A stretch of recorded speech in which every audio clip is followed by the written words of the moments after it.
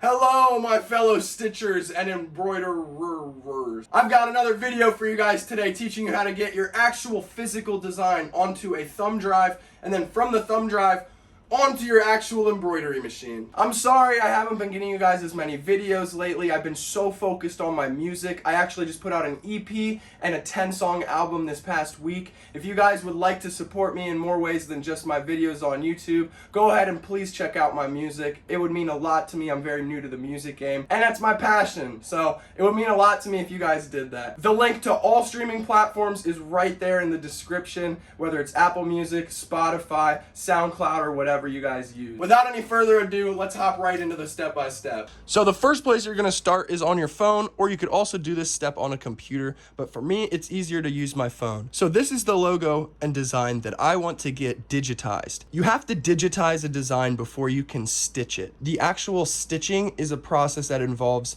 a digitized file, which has individualized information for each pin entry.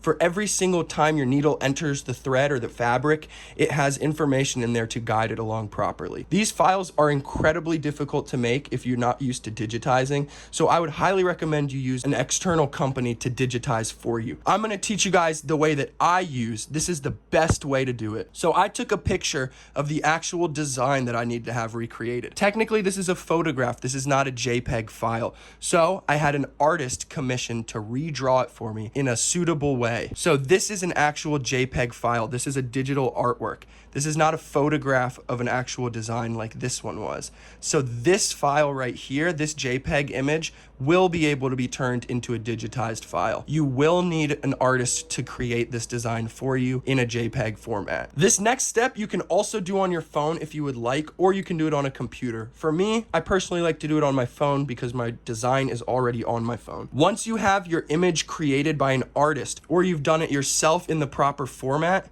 you are gonna go ahead and go to this next website. This is not a promotion, I promise. This is just the website I use because they are great. I'm not an ad. They did not ask me to do this or anything. This is just the website that I think is the best, easiest, cheapest, and most effective. And they've always done my designs correctly. So you're gonna go ahead and take this design and go to www.thatstitchedup.com. I'm going to put it right here for you guys. So I typed in on my search bar, That Stitched Up, no spaces, and it is this website right here, www.thatstitchedup.com. This is a great website. They have flat rates for all of your designs.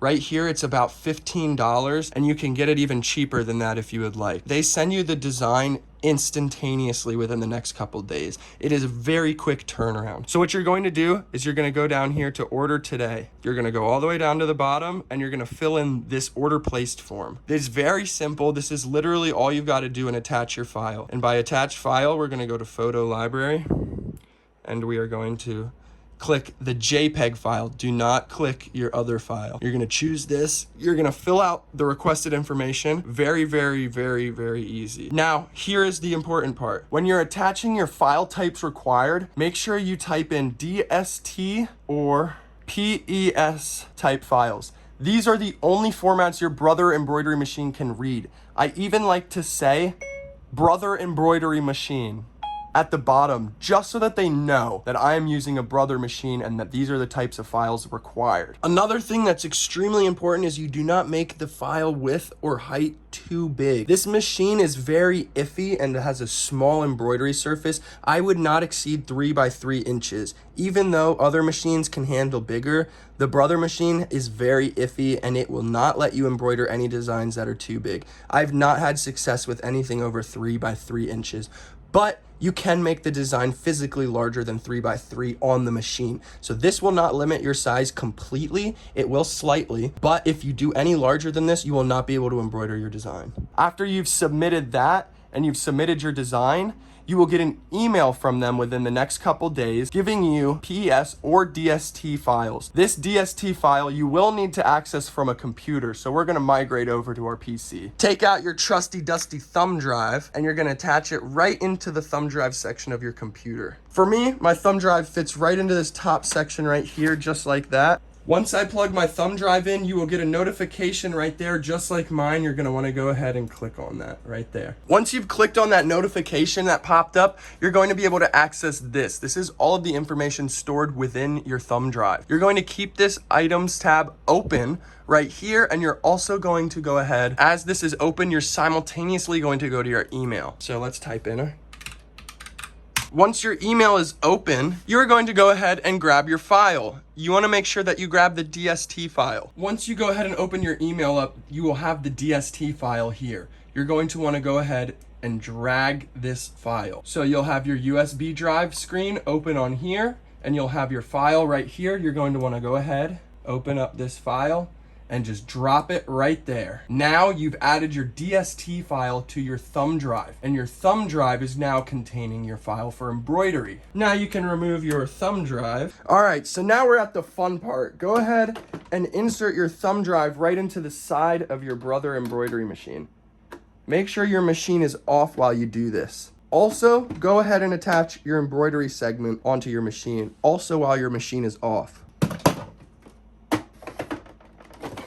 Great, now we're set up and ready to go. And also, make sure you take off the sewing foot and replace it with your embroidery foot. This is a huge error people make, very common. They have no idea why their designs turn out so crappy, and it's because they're using the sewing foot, because the entire manual does not ever tell you that there's a separate foot for embroidery. And if you don't know what you're doing, it's kind of confusing. So that's a huge thing to pay attention to.